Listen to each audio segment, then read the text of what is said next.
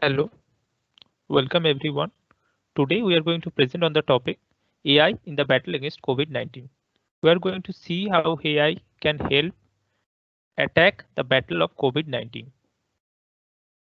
So first let us look at the various aspects of AI in the field of healthcare, which is patient-facing AI, telehealth, doctor-facing AI, and medical research-based AI.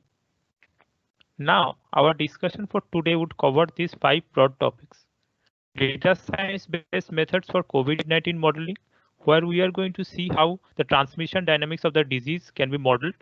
Next, we are going to see the medical image diagnosis of COVID-19 using AI, where we will see that the chest images of a patient can help detect COVID-19 and how deep learning-based methods can improve the accuracy. Next, we are going to see artificial intelligence and IoT, where we will see sensors and smartphone-based equipments helps to detect COVID-19 and also helps to prevent people from getting into the disease. Next, we are going to study text mining and natural language processing based methods. See where we will able to segregate the posts on social media into COVID related posts and non-COVID related posts. Next, we are going to study artificial intelligence in computational biology and medicine for COVID-19 research, where we will see how drugs can help cure COVID-19. So this is the basic overview of AI methods, which has 4 broad topics: probabilistic methods, evolutionary computation, machine learning based methods, which includes deep learning as a sub-branch, and then symbolic rule-based methods. So this is a map of the last 14 days, where the encircled regions represent those areas which are deeply affected by COVID-19. Now we are going to use data science based methods to model the disease. So what we are basically trying to do here is we are trying to understand the COVID risk at a particular region or demographics. We are also trying to understand the transmission dynamics of the disease. We are also trying to find out the age, occupation, gender, susceptibility, and immunity to diseases, as well as the contact rates of the people affected by COVID-19. And at the same time, we are also trying to increase the general public awareness about the disease. So the first model that we are studying is a stacked autoencoder model, which is a modified stacked autoencoder model and has been used to forecast the COVID-19 confirmed cases across China. The model has 4 layers: input layer followed by a first latent layer, then a second latent layer, then an output layer, which has number of nodes equivalent to 8, 32, 4, and 1. There are a series of 8 data points which are used as inputs to the network. Now, the output of this network is fed into a clustering algorithm, which is used to investigate the transmission dynamics of the pandemic. Now, the results of the stacked autoencoder model suggest that the model has been helpful and can be used for public health planning and policy making, because the errors of the model are quite low, which gives us the confidence that it can be used to forecast a disease in real life situations. Next, another result of the study is that from January 21st to April 19, 2020, the 34 provinces or the cities which are considered for the study could have been clustered into 9 clusters based on transmission dynamics of the disease. The next model that we are going to study is the ACE-MOD model, which was introduced by Chang, and this is a discrete time and stochastic agent-based model, namely Australian census-based epidemic model, which has earlier been used to model the influenza pandemic in Australia, and now it is used for modeling the COVID-19 pandemic. The best suggestions by the model is to combine international arrival restrictions, case isolation, social distancing in at least 13 weeks with compliance level of 80% or above to tackle the COVID-19 pandemic. Now let us look into how AI helps in medical image diagnosis of COVID-19. COVID-19 affects lungs, which can be diagnosed based on chest CT examination, which is a manual and time-consuming task for doctors and radiologists.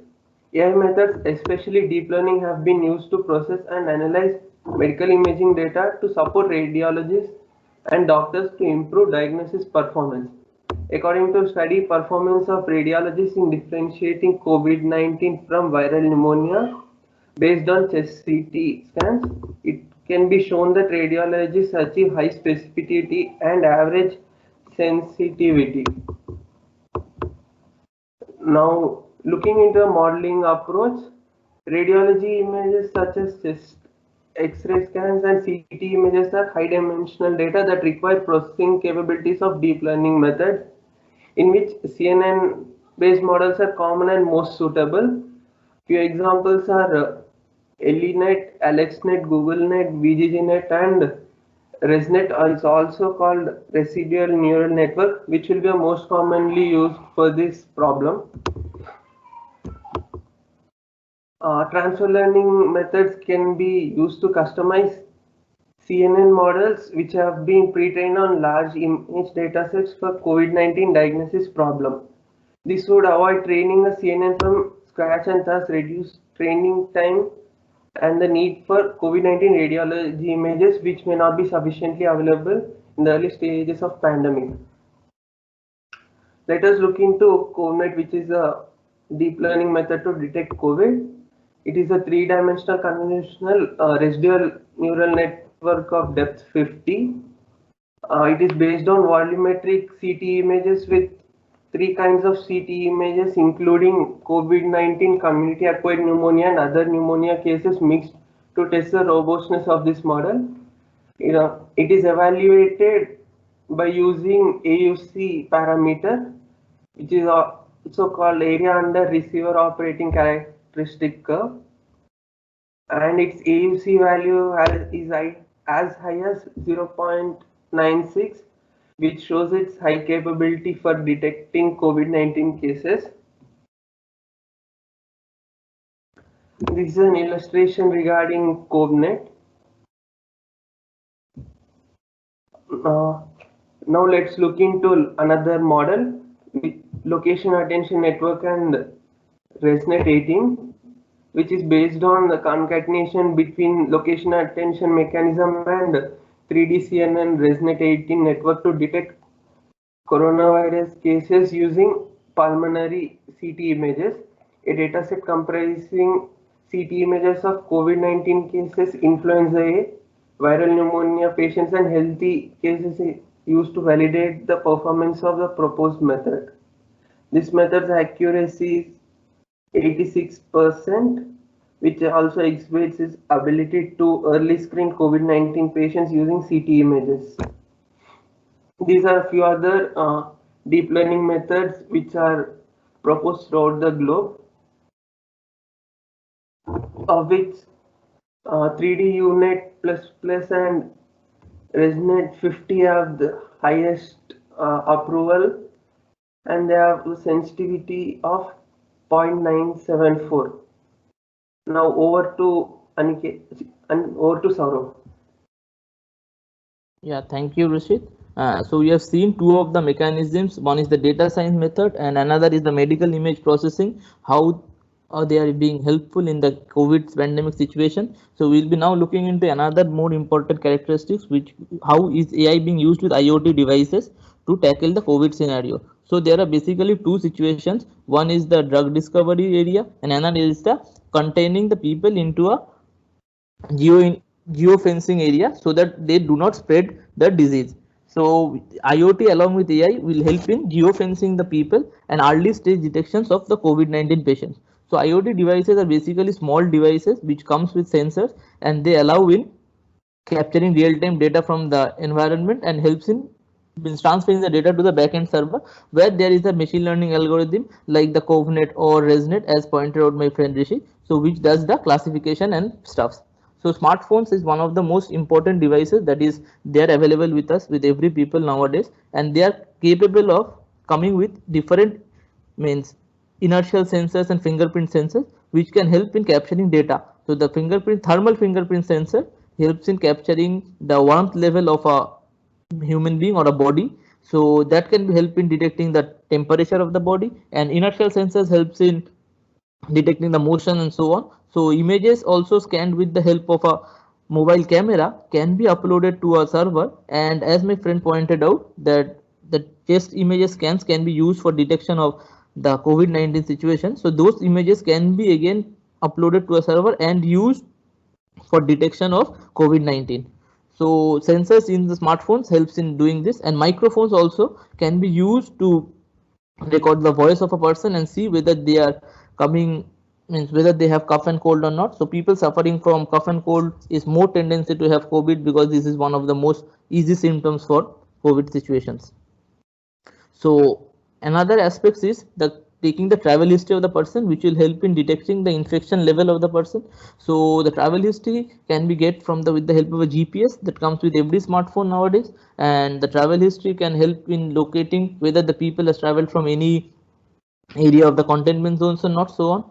So apart from this, so there are other apps like the Arogya Setu, which is means launched by the government of India, where we can take self-assessment test, and we can just go on and take the test and see the risk level of being affected by the virus or not. And so one more important aspect that is being discussed in one of the recent literatures is the IoT Q-band, which helps in means isolating people who are suffering from COVID. So this is a small band which is powered with the help of a power bank and comes with a Bluetooth, which senses the data every 2 minutes and backs it up to a mobile application, and then this is being backed up to a cloud server, where the people are being monitoring whether the people suffering from COVID are not being means moving here and there in open space. So another important aspect is the thermal cameras, which can be fitted in the smart cities and can be help in detecting means people suffering from fever, because thermal cameras operate in the area of infrared regions and help in detecting the heat being radiated from the body. So now over to Kaushiki. Okay. So a variety of text mining and natural language processing tools have also been used in the ongoing battle against the global pandemic. For instance, a hybrid AI model was developed to predict COVID-19 infection rates. It combined a traditional epidemic modeling approach with semantic features extracted from COVID-19 related news and reports. In another study, 3 machine learning models were used to classify COVID-19 related social media posts into different types of situational information. Now, semantic features like this, extracted from relevant news like governmental policies, social media posts, etc., can be analyzed and used to gauge people's reaction to policies. This, in turn, can help governmental decision makers craft more efficient policies to mitigate the effects of the current pandemic and also help them prepare for a new one. So this is a flowchart of the hybrid AI model that was developed to predict COVID-19 infection rates. In this model, firstly, an improved susceptible infected ISI model was used. The SI model is a traditional epidemic model for modeling and predicting the development of infectious diseases. S represents the number of susceptible people, I represents the number of infected cases, and R specifies the number of recoveries. Using differential equations to characterize the relationship between I, S, and R, these models have been successfully used to predict infection rates in SARS and Ebola cases. Here, the infection time series data was fed into the improved SI model and infection rate features were extracted from it. These infection rate features were then passed through multi-layer perceptron networks and combined with NLP features obtained from COVID-19 news and reports. Finally, the combined features were fed into a long short-term memory or an LSTM model, which helped us predict COVID-19 infection rates more accurately than the original traditional model would have. Another study was done in which 3,000 COVID-19 related posts from Sina Weibo, which is the Chinese equivalent of Twitter, was collected. It was randomly sampled and manually labeled into 7 different types of situational information. 3 machine learning models, namely support vector machines, random forest, and naive Bayes, were used to classify the data with a 0.85 to 0.15 train test split. The average accuracies obtained by these classifiers were found out to be 0.54, 0.45, and 0.65 respectively. these are the types of situational information into which the social media posts were classified, like caution and advice, notifications or measures being taken, donations of money, goods or services, emotional support, help seeking, doubt casting and criticizing, counter rumors, and non-situational information. This study indicated the necessity of using different information publishing strategies for different types of situational information. In addition, the definitions of situational information in this study will be useful for researchers or practitioners who aim to build effective social media based emergency response programs and crisis information systems in the future. Now over to Sivaranjani. So last final section on the AI applications in the COVID-19 situation is the computational biology and the medicine. The first one is the structural determination. The structure of a protein plays a major role in determining their functionality. However, it is difficult to define experimentally. So AI can be used to predict the structure of a protein, and Google DeepMind has developed a prediction system, namely the AlphaFold, which is used to predict the structures of several proteins associated with the COVID-19 based on their corresponding amino acid sequences. So these conveys more information about the structure than the contact information and achieves high accuracy, but these structures still need to be experimentally verified. So the next one is about a molecule analysis and the drug delivery. AI-based generative chemistry approach has been used to design a novel molecules that can inhibit the COVID-19. That is, the novel molecules are identified and it has been used to generate the novel drug components in the COVID-19 fight so that we can be used as a COVID-19 solution. So it is a promising approach and it can exploit the large drug-like chemical space and automatically extract useful information. For example, generative autoencoders and generative adversarial networks and genetic algorithms and language models. So as I said, to construct molecules without manually designing features. So without even manually formulating those drug composition, so you can use the novel molecule structure and you can actually mimic the structure. So the final one is having an AI-based clustering method. So to predict the taxonomy of COVID-19 to determine the origin where it has came. So it is used alignment-free machine learning method using a genomic signatures and a decision tree approach. So the alignment-free method is a computationally inexpensive approach which gives you a rapid taxonomic classification by processing only the DNA sequences. So by processing these DNA sequences, you can easily find out the genus and the species of your virus. So use of AI-based clustering methods, more than 300 genome sequences. So it has also been used for the search for the origin of the COVID-19 virus, and it has clearly indicated that the origin has been the bat origin. And the challenges of current AI methods. To conclude with the challenges of the current AI methods, in medical imaging system, there are imbalanced data sets has been used to explain the results generalization problem. And in the social media data and the news reports are highly unstructured and biased and the low quality. And the data science models has been used for modeling the pandemic are effective, but could be improved because of the certain factors in that, namely age, occupation, gender, susceptibility, and immunity to diseases. So next is a possible future research directions. So explainable AI can be used for the differentiating your CT images of your COVID-19 patients and other pneumonia patients. The next one is using a chat box systems so that can easily communicate and provide consultation to people without having a physical contact.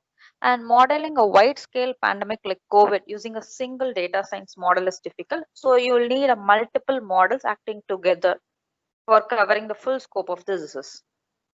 So finally, it's a conclusion. So numerous studies have been used using a various deep learning networks, but these need to be fully exploited. And in applying these AI techniques, it should be need to ensure a fairness, safety, explainability, for having the positive impact on the well-being of the human beings. So these are some of the references we have referred, and thank you.